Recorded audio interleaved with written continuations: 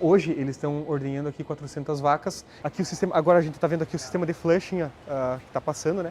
A gente tem 1% de inclinação, passa ali no flush.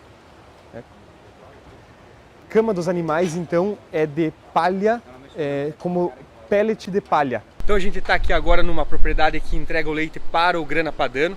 Na alimentação, no grana padano, a gente já pode utilizar silagens. Então o que existe hoje um problema aqui é justamente a questão de superlotação. Aqui, hoje o que eles têm é um sistema 20+20 de ordenha. Aqui a gente tem então o sistema de pé dilúvio, né, que a cada sábado de manhã é colocado então o produto à base de formalina. Em muitas propriedades acontece justamente que no inverno, por aqui tem uma temperatura mais baixa, você faz somente um trato, mas no verão você passa a 2 tratos. Sejam todos bem-vindos ao nosso canal e hoje nós estamos aqui numa fazenda em que ela fornece o leite para a produção do queijo grana padano. O Júlio vai explicar um pouquinho da diferença da dieta desses animais, visto que no grana padano você pode utilizar a silagem de milho e no parmigiano reggiano você não pode utilizar. Eu espero que vocês gostem desse vídeo, um vídeo bem completo. A gente teve a presença do orientador do Júlio, da faculdade dele, ele também trouxe informações riquíssimas, e dos proprietários da fazenda. Júlio, quer deixar uma palavrinha para o pessoal assistir o vídeo? Pessoal. Vamos então acompanhar aí, porque a gente tem muita informação, muita curiosidade, e é um sistema que é talvez o mais semelhante aí dos grandes confinamentos que a gente vê no Brasil. Vamos lá. Olá pessoal, então a gente está aqui agora numa propriedade que entrega o leite para o grana padano. Só para a gente ter uma ideia, o grana padano e o parmigiano reggiano são os dois principais queijos da Itália, ok? O parmigiano reggiano ele é responsável por 16% de todo o leite que é produzido na Itália, enquanto o grana padano são outros 21% de todo o leite produzido aqui na Itália, ok? Na Itália, de maneira geral, a gente tem 1,6 milhão de vacas em lactação, ok? Somente aqui no norte da Itália a gente está falando de 1,2 milhão, então é bastante concentrado o número de animais aqui na região do norte, ok? Vacas para a produção do parmigiano, a gente está falando de 250 mil vacas, ok? Em torno de 3 mil propriedades. Enquanto que para o grana padano, a gente tem 350 mil vacas. Então somente essas duas propriedades, esses dois tipos de queijo somados, a gente está falando de 600 mil vacas para a produção desses dois tipos de queijos. As outras 600 mil vacas que compõem aqui toda a região do norte da Itália vão para todos os outros queijos que a gente tem, Asiago, Gorgonzola e outros mais aí os queijos DOP, né, denominação de origem protegida, e também o leite a granel que a gente tem, ok? Essa propriedade especificamente, ela entrega o leite para o grana padano. E basicamente, a gente já viu aí propriedades com parmigiano reggiano, qual é a principal diferença de alimentação dos animais? Na alimentação, no grana padano, a gente já pode utilizar silagens. Então, tanto silagem de milho, silagem de sorgo ou pré-secado, ok? Então, é uma dieta bastante parecida com aquela que a gente vê no Brasil, ok? Cerca de 30 kg em matéria natural de silagem de milho, 1,5 kg até 2,5 kg de feno. E a palha, se talvez o feno for de altíssima qualidade, vai utilizar alguma palha, e depois concentrado, ok? Aqui já se pode também utilizar gordura protegida, vai estar sempre em torno de 400 a 500 gramas de gordura protegida. E aí você pode se perguntar, poxa, o grana padano e o parmigiano reggiano são dois queijos muito semelhantes, são queijos de maturação longa, acima de 12 meses, alguns chegando a 24, 36 meses. E um pode utilizar silagem de milho e o outro não. E por que isso? Porque as silagens, de maneira geral, nesse método de conservação, ela permite com que se desenvolva dentro da silagem o Clostridium, principalmente o Clostridium thiroboturinum. Essa bactéria, no processo de fabricação do queijo, ela pode ser responsável durante a maturação pelo estufamento dos queijos. Então, no caso do parmigiano reggiano, que utiliza somente ali o leite, coalho e sal, você não poderia estar utilizando silagem, porque se tiver o Clostridium ali dentro, ele vai dar estufamento no queijo. No grana padano a gente não tem esse problema, porque além do leite, coalho e sal, é utilizada uma enzima, a lisozima, que ela vai lisar a bactéria, esse Clostridium, e aí você não tem o risco de estufamento. E por isso é permitido a utilização de silagem na produção do grana padano, ok? É basicamente essa curiosidade e a diferença que a gente tem principal das dietas do grana padano para o parmigiano reggiano. Então, tirando essa parte ali das 250 mil vacas do Parmigiano Reggiano, em todo o restante da Itália se utiliza tranquilamente a silagem de milho e obviamente é a principal forragem, o principal volumoso utilizado, uma vez que é o mais barato, ok? A gente está falando aqui custo de produção em torno de 6 a 7 centavos por quilograma de matéria natural da silagem de milho, beleza?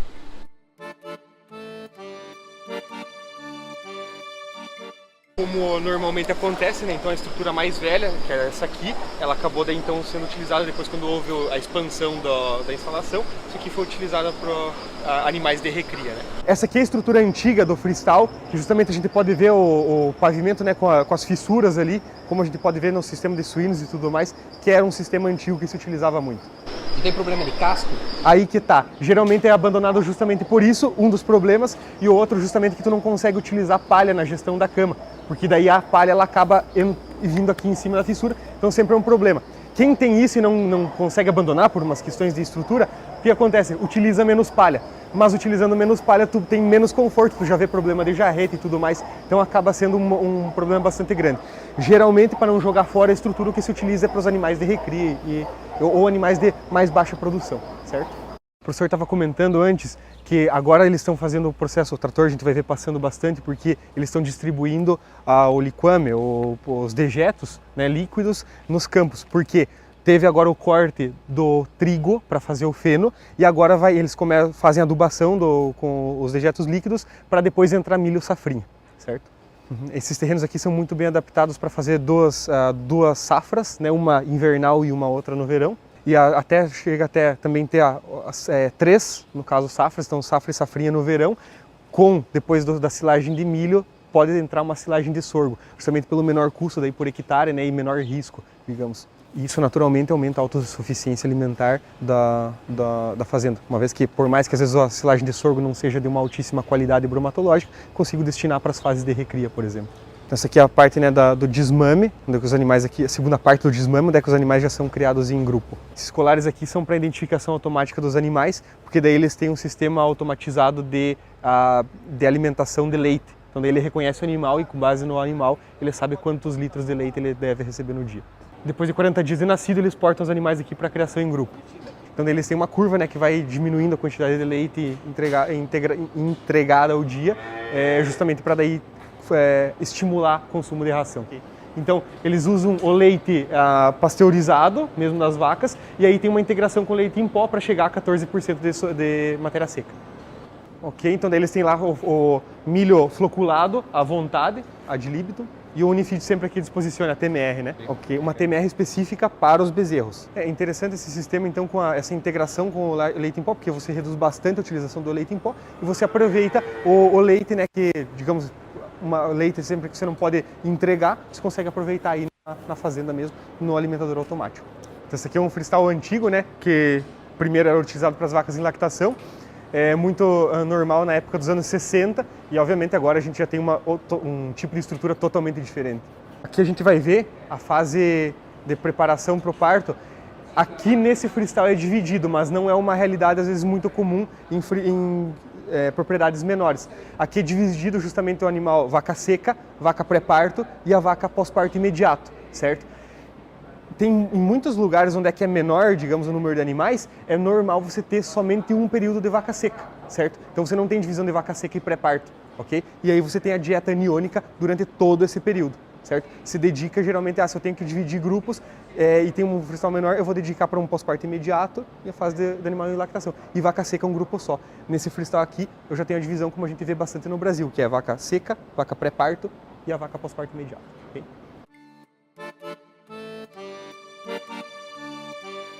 Esse aqui é a sala principal, né, o freestyle principal, construído em 2005. Tem dentro a sala de ordenha, 20 mais 20. Tem a ordenha de 420 vacas. Depois na instalação ali mais pequena tem a parto e pós-parto. O pós-parto imediato permanece ali por 2 semanas, os animais ali separados. E o pré-parto, a própria fase de close-up, né, é 3 semanas pré-parto. A instalação aqui foi feita em 2014. Então daí tem a cama permanente, né, e depois a alimentação, a pista de alimentação com o piso fissurado, né. Uma alimentação única para o pré-parto. E aí as vacas pós-parto imediato, as frescas, elas comem um mix entre a dieta pré-parto e a dieta das vacas de alta produção. Então, a gente tem a divisão aqui de animais sala-parto, né, dividido em animais pluríparas e primíparas, no caso, a vaca de maior lactação e novilha. E aqui a gente tem animais depois do parto, ok? É interessante a gente observar o sistema de conforto aqui, tanto o ventilador como a aspersão, tanto para os animais pré-parto, parto e o pós-parto, né? A média anual, 40 litros e meio, 3,90 de gordura e 3,40 de proteína.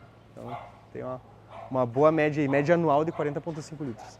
Então você tem metade na dieta pós-parto imediato, você tem uma mistura entre a dieta de alta produção, das vacas de alta produção, e a dieta pré-parto, ok? Metade e metade mais ou menos, nessas 2 semanas aí pós-parto. Tá? Aqui é o que a gente estava comentando sobre a questão do posicionamento dos ventiladores. Muitas vezes ele pode ser relacionado à corrente de ar geográfica, onde é que está localizado o freestyle. E nesse caso aqui, na pista de alimentação, você tem uma corrente, que ela faz uma corrente contínua para uma direção, e onde é em cima das camas, justamente para facilitar uma circulação de ar central e também para facilitar a secagem das camas, tu tem justamente os ventiladores na vertical, certo? Então, aqui o sistema, agora a gente está vendo aqui o sistema de flushing que está passando, né? A gente tem 1% de inclinação, passa ali no flush. Né? E a cama dos animais, então, é de palha, como pellet de palha, ok? Que justamente, se fosse a palha inteira, ele estava comentando, seria um problema porque eles têm um separador das fezes, da parte líquida da sólida. A sólida depois, existe esse sistema de freestyle aqui que é utilizado justamente próprio na cama, certo? Deixa bem seca e depois utiliza na cama. Mas aqui, como eles não conseguem, por conta da umidade, eles não conseguem secar muito bem essas fezes, eles não utilizam na cama. Então eles compram essa palha peletada, como se fosse. Então, o que existe hoje um problema aqui é justamente a questão de superlotação, ok? Eles têm 180 camas, ok? 180 aqui desse lado, 180 do outro, são 360, e eles têm 400 animais, ok? E ainda um agravante, você pode ver aqui nas instalações, é dividido em 2 grupos, primíparas e pluríparas, e você tem você tem praticamente 4 locais aqui de cama. O que faz com que praticamente eu tenho 90 metros de coxo para 180 animais. Ou melhor, 90 metros de coxo para 200 animais, certo? Então eu estou com 45 centímetros de espaço de coxo. Isso aqui é uma superlotação, é um ponto que eles sabem, justamente eles já têm consciência, vão fazer uma instalação maior justamente para tirar essa carga de superlotação. Realmente acaba sendo um problema. Então aqui eles fizeram uma mudança de estrutura aqui no canzil, justamente para ganhar 5 centímetros a mais na estrutura, para fazer o animal entrar mais facilmente, ok? Coisa que então a gente estava explicando aqui também para mim, né, dos animais em lactação, tem o sensor de presença, então o aspersor só vai se ativar se tiver animais naquela região ali. Né?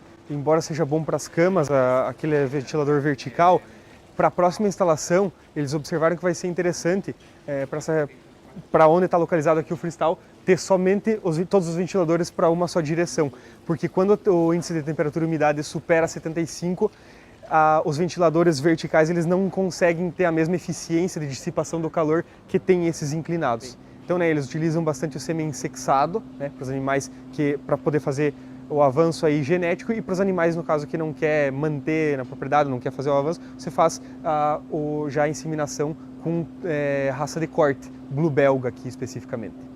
Então, agora, falando especificamente sobre a dieta, a gente estava conversando, é uma dieta bastante específica também dos confinamentos que a gente encontra no Brasil, ok? Em torno de 30 kg de silagem de milho, uma silagem com seus 35% de matéria seca, 32% de amido, 30 kg de silagem de milho.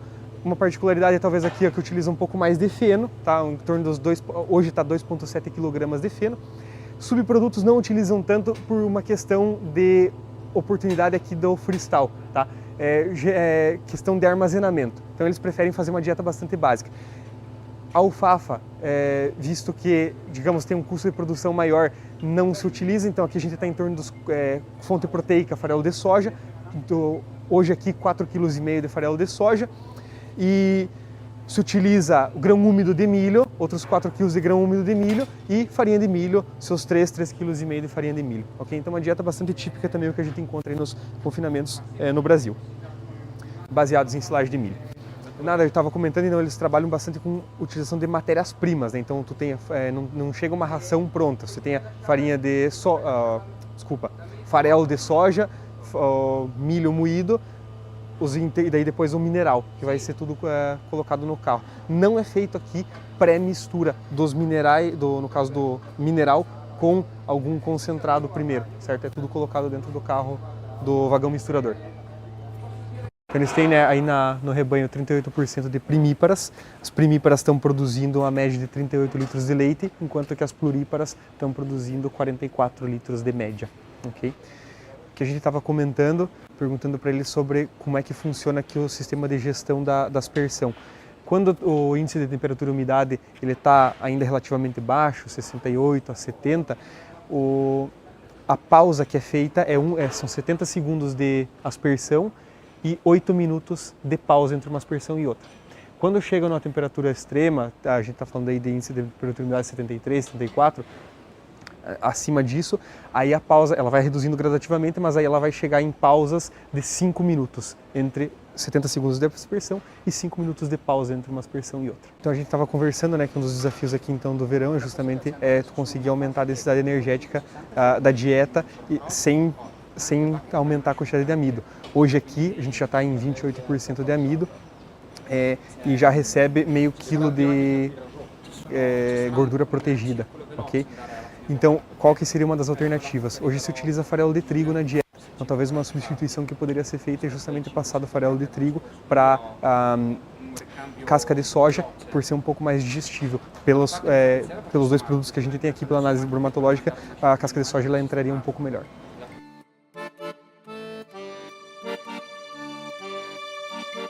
Então agora a gente vai dar uma olhada aí sobre as silagens, né? Visto que representa uma quantidade importante aí da dieta, a gente está falando de 10, 11 kg de matéria seca.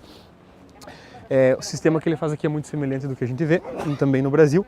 A gente vê a estrutura antiga, né, que era utilizada, muros um pouco mais baixos, e depois justamente com a expansão do número de animais, expansão da tecnologia, a gente agora tem os muros um pouco mais altos. Sempre utilizado essa lona branca e preta e também a barreira de oxigênio, né, por baixo. Aqui a gente tem uma curiosidade, né, para a silagem de trigo. Eu perguntei para eles, né, é utilizado na dieta das vacas em lactação e em que quantidade?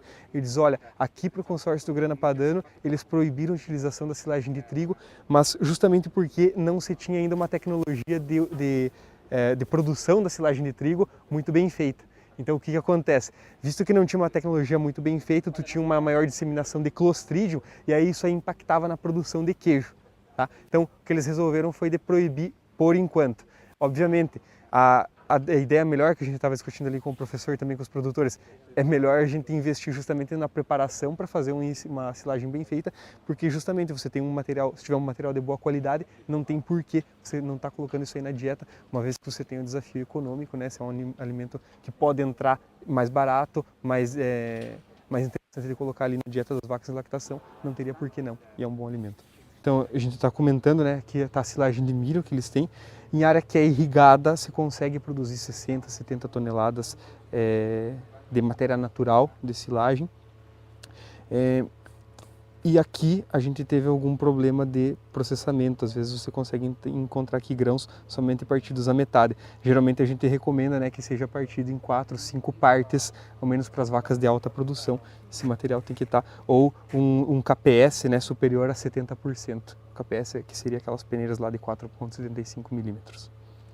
A gente estava falando, né, alguma coisinha aqui de custo de produção. Hoje o farelo de soja está custando 50 centavos de euro por quilo, vem da Argentina, e o milho hoje está custando 29 centavos de euro por quilograma. O feno, aqui eles conseguem produzir 10 mil quilos por hectare, feno de trigo, ok? E aí você consegue ter uma produção, para eles aqui, digamos, se eu tivesse que comprar, ia estar custando em torno de 20, 25 centavos por quilo de feno. Como eles produzem aqui, diz, olha, o nosso custo de produção é bem baixo, que basicamente é semente, porque visto que ali a gente utiliza os dejetos e tudo mais, a gente não chega a utilizar fertilizante, ok? Então, a acaba tendo um custo bem baixo. Não sabia me dizer, mas está relacionado aí praticamente a semente e trabalho aí com o trator. Antes, no começo do ano, estava custando 65 centavos, era o que a gente utilizava nas matrizes de custo, 65 centavos por quilo de custo de farelo de soja. E antes custava 40 centavos 2 anos atrás. A gente não estava comentando sobre o preço do leite, né? Agora está recebendo em torno de 70 centavos por litro para a entrega do grana padano. A questão para essa queijaria aqui não chega a ser um prêmio tão grande pela qualidade, porque somente 8 produtores entregam e todos eles estão muito estáveis com relação a teor de proteína e de gordura, certo? Então ele disse, não, a gente não tem prêmio de qualidade, vai ser 1 centavo disso, mas é justamente porque são todos já bastante estáveis, bastante consistentes na entrega e na qualidade do leite, certo? Então, hoje está em torno de 70 centavos de euro para o grana padano. Geralmente para o parmigiano a gente está em torno de 82 centavos por litro. E para o leite a granel, o leite normal, a gente está falando de 58, 60 centavos por litro.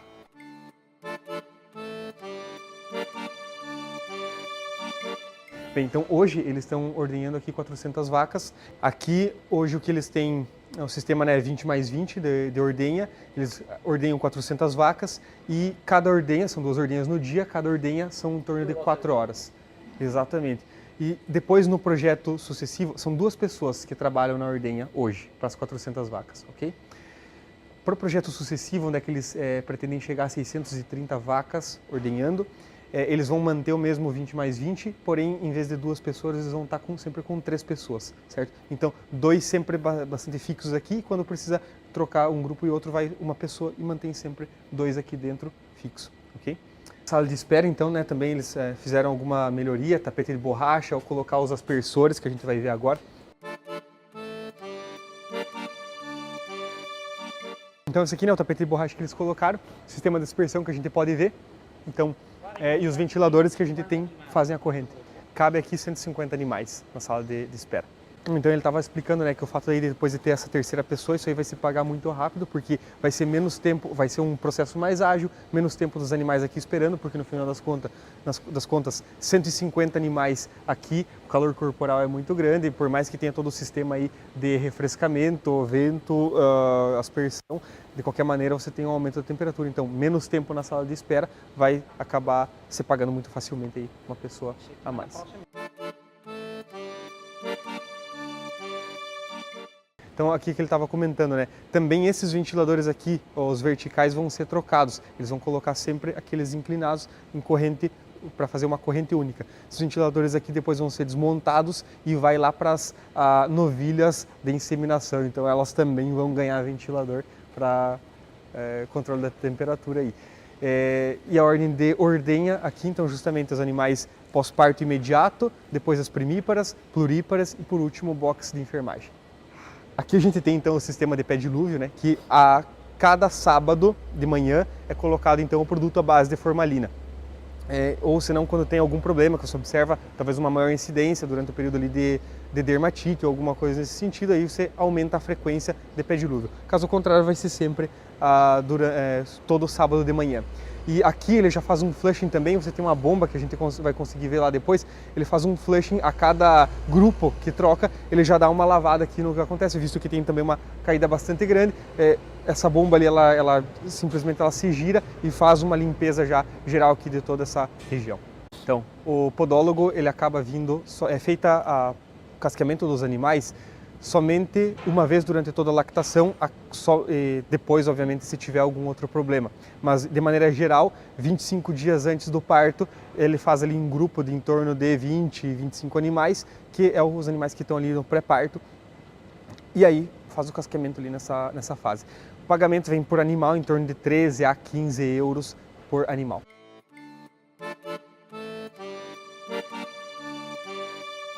Então, o trato é feito, o Matheus estava comentando que o trato é feito somente uma vez durante a manhã, por uma questão de praticidade aqui da mão de obra, certo? Querendo ou não, você também tem no final de semana e tudo mais, aí fazer 2 tratos aqui, dependendo da mão de obra, fica um pouco mais complicado. Então, é feito somente durante a manhã, mesmo no verão. em muitas propriedades acontece justamente que no inverno, por aqui tem uma temperatura mais baixa, você faz somente um trato, mas no verão você passa a 2 tratos em propriedades onde é utilizada a silagem de milho. Aqui então, por uma questão de praticidade, se faz só uma vez na manhã, e eles não chegam de observar problemas de aquecimento. O próximo step, claro, seria daí a utilização de ácido propiônico, assim que você começa a perceber que tem algum problema de aquecimento do alimento, né, e de fermentação. Questão de como é feito somente um trato ao dia, então você acaba aí depois trabalhando muito na parte de aproximação do alimento, ok? Eles têm um robô de aproximação que faz 8 aproximações ao dia e eles fazem mais 6 com o trator, ok? Então a gente tem 14 aproximações no dia, que é muito importante de comentar, justamente para a gente ter a constância de alimentação aí, constância, sempre ter alimento disponível na frente dos animais. Então, pessoal, eu espero que vocês tenham gostado da nossa visita aqui com o Júlio e foi uma experiência muito grande para nós da Santa Fé e espero que para vocês também conhecer a realidade aqui da Itália, como é que funcionam as fazendas. Vocês viram que são 2 fazendas totalmente diferentes na parte da alimentação, né? Uma pode utilizar silagem de milho devido ao queijo e a outra não pode. Então, o Júlio buscou aí o máximo de informações, riquíssimos detalhes para que você conhecesse de fato como é que funcionam as coisas por aqui. Eu espero que você tenha gostado, deixe seu like no nosso vídeo, se inscreva no nosso canal e até a próxima.